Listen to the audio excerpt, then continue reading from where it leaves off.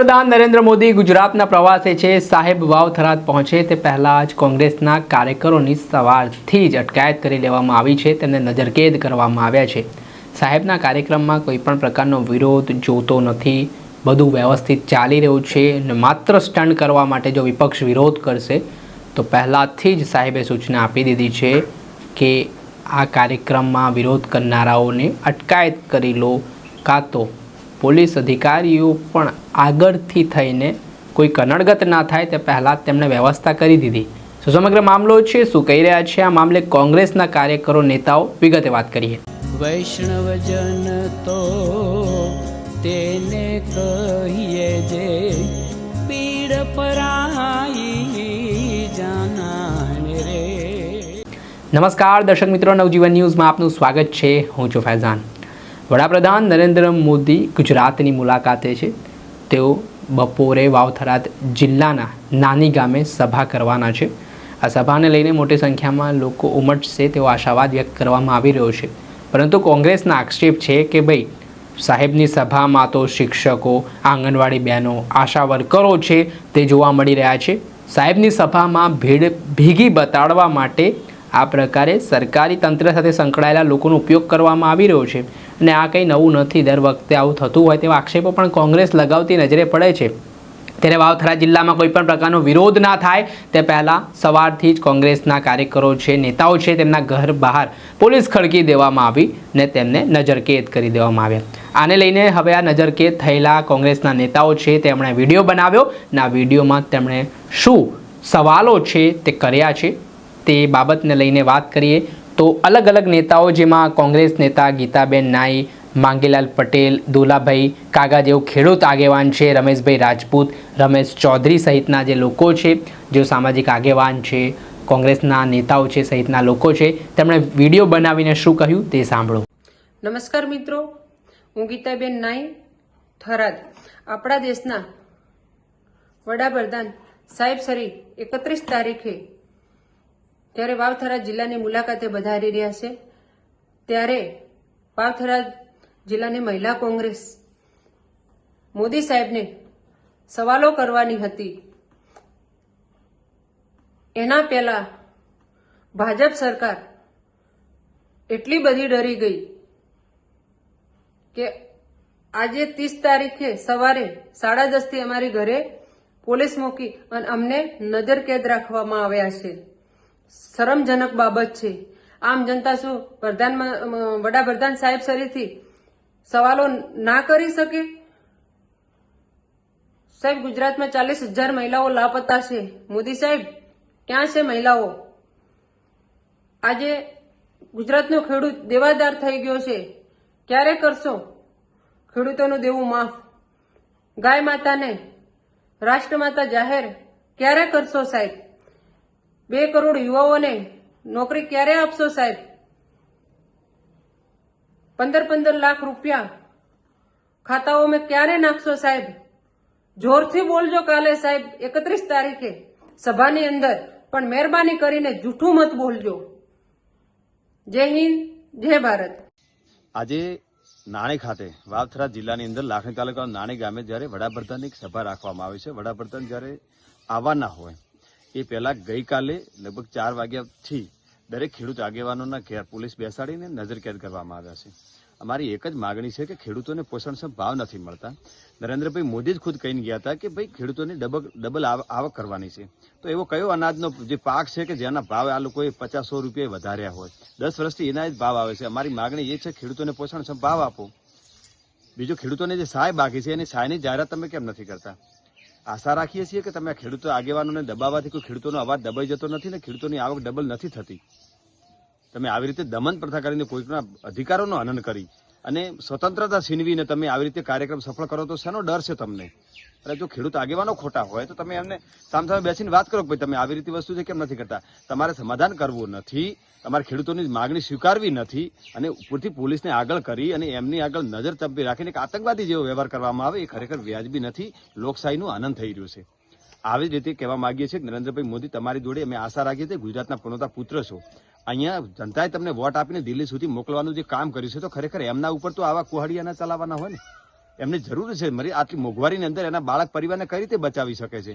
ત્યારે તમે જ પણ વિચારેલું છે, તમે તમારા જ આંકડા સદનની અંદર કીધેલા છે કે ખેડૂત પરિવારની મહિનાની આવક 12,500 રૂપિયા છે, તો એનો 5-7નો પરિવાર હોય છે, એની 12,500 રૂપિયા આવક મહિને થતી હોય તો એના ખર્ચા પણ નથી ચાલતા, તો એને ભણાવવાના એટલા મોંઘવારીના ખર્ચા થઈ ગયા સ્કૂલોની અંદર, અત્યારે એના સામાજિક પ્રસંગો હોય છે, એને ખાવા પીવાનું હોય, ખેતીને આટલી મોંઘવારી વધેલી છે, તો કઈ રીતે પૂરું કરે? કમસે કમ એના પરિવારનું તો જુઓ.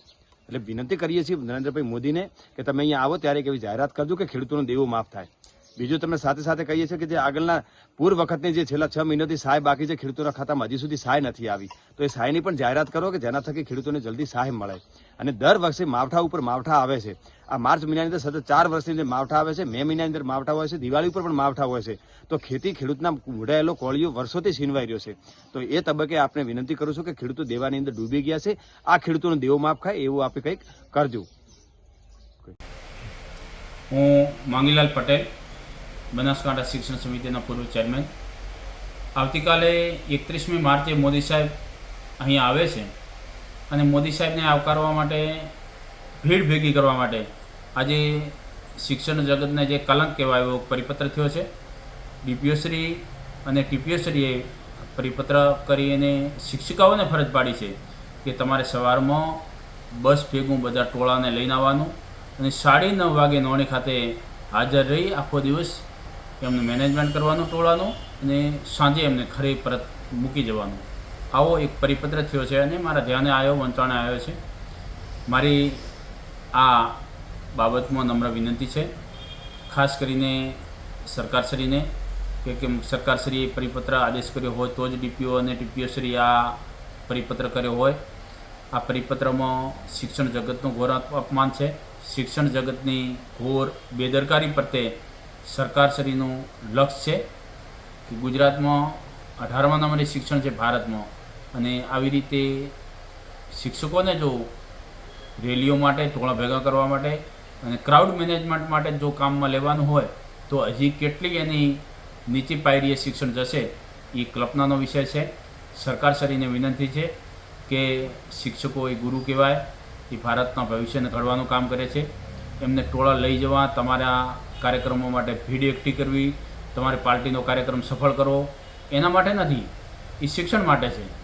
અને એ લોકોના ટેક્સના પૈસા એમને પગાર આપે છે અને એ શિક્ષકોને પણ સન્માન હોય છે, શિક્ષિકાઓને પણ સન્માન હોય છે. આવા ટોળામાં લઈ જવું, વહેલો જવું, મોડો આવવું, એ શિક્ષિકાઓને જે કહેવાય કે એમને જાનનો પણ જોખમ હોય, એમને શારીરિક પણ ઘણી તકલીફો હોય, કૌટુંબિક પણ ઘણી તકલીફો હોય, પણ સરકાર પરિપત્ર કરે તો એમને ફરજિયાત કરે તો એમને કહેવાય કે જે ન ગમતું પણ કામ કરવું પડતું હોય છે. અને સરકારની જે દબાણની નીતિ છે, બાબુઓની દબાણની નીતિ છે, અને લોકો નથી આવતા પણ પરાણે લોકોને લાવી અને ભીડ ભેગી કરી અને વાહવાઈ કરવી છે. એ બાબતમાં મુખ્યમંત્રીશ્રીને સ્પષ્ટ મારું કહેવું છે કે આ બાબતમાં તમે ક્યાંય આવી જો ખોટી રીતે હેરાનગતિ કરશો તો અમે આ સાંખી લેશું નહીં. શિક્ષણ જગત સાથે તો આવો જે તમારો જે આદેશ છે એ બિલકુલ અમે સાંખી નહીં લઈએ અને તાત્કાલિક ધોરણે આ પરિપત્રને રદ કરવામાં આવે, શિક્ષિકાઓને આ જવાબદારીમાંથી મુક્ત કરવામાં આવે અને શિક્ષણ જગતને તમારા તાઇફામાંથી બાકાત રાખવામાં આવે એવી અમે માંગણી કરીએ છીએ. આજે વહેલી સવારે પોલીસ સ્ટેશન દ્વારા અમારી અટકાયત કરવામાં આવી છે. પ્રધાનમંત્રીનો કાર્યક્રમ સાંજે 4 વાગ્યે છે અને આગળના જે અગાઉના કાર્યક્રમો છે, ખેડૂતો કોઈ કામ ન કરી શકે, એમનું ઘરકામ હોય, બીજું કામ હોય, નાના મોટું કામ કરવાની જગ્યાએ આ લોકો પોલીસ સ્ટેશન લાવીને બેસાડી રાખવાના, લોકોને હેરાન કરવાના ધંધા સરકારે આદર્યા છે. એટલે આના કારણે લોકો દુઃખી છે, ત્રાહિમામ છે અને સાચો અભિવ્યક્તિનો જે આઝાદીનો હક છે એ છીનવવામાં આવી રહ્યો છે. લોકો આઝાદીથી બોલી ના શકે, કોઈ પ્રશ્ન ન કરી શકે. ખેડૂતોની જ્યાં વાત આવે, સંવેદનાની જ્યાં વાત આવે અને ખેડૂતોના હક અધિકાર માટે અમે બોલતા હોઈએ ત્યારે આવી રીતે પોલીસને આગળ કરીને સરકાર ખેડૂતોને દબાવવાની કોશિશ અને પ્રયાસ કરે છે. જય જગત. આજે બનાસકાંઠાની અંદર એટલે વાવથરા જિલ્લાની અંદર નાણી મુકામે ભારતના વડાપ્રધાન શ્રી આવવાના હોય બનાસકાંઠા અને વાવથરાજના ખેડૂત આગેવાનોને ગઈકાલ રાતથી નજરકેદ કરી અને આજ સવારમાં વહેલા એમના બધાની અટકાયત કરવામાં આવી છે. તો મોદી સાહેબ વિકાસની વાતો કરે છે. વિકાસ માટે મોદી સાહેબે બસોની વ્યવસ્થા કરી છે, 2200 લોકોની ભીડ ભેગી કરવા માટે. તો જો એમની ચાહના હોય તો પછી આ ભીડની જરૂરિયાત શા માટે? અને બીજું એ કે આવ્યા છો તો પછી ખેડૂતોનું દેવું માફ કરતા જજો, રીસર્વે રદ કરતા જજો, પશુપાલકો માટે યોગ્ય પોષણક્ષમ ભાવની જાહેરાત કરતા જજો. હવે આપે સાંભળ્યા આ નજરકેદ થયેલા તમામ લોકો જેમને પોલીસ દ્વારા ક્યાંક ને ક્યાંકથી અટકાયત કરીને પોલીસ સ્ટેશને કાં તો તેમના ઘરે છે તે નજરકેદ કરી લેવામાં આવ્યા છે. સાહેબની સભા બપોરે થવાની છે ને સભામાં કોઈ પણ અડચણ ઊભી ના થાય તે સૌથી મોટો ટાસ્ક વાવ થરાદ જિલ્લા પોલીસનો છે. અને તેના જ ભાગરૂપે હાલ તમામ લોકો જે એવું લાગે છે કે વિરોધ કરી શકે છે સાહેબની સભાનો, તેમને હાલ પોલીસે અટકાયત કરીને હાલના તબક્કે શાંતિ જાળવવા માટે અપીલ કરી છે. દર્શક મિત્રો, આવા જ નવા વિડીયો સાથે આપણે માહિતગાર કરતા રહીશું. એટલે નવજીવન ન્યૂઝ જોતા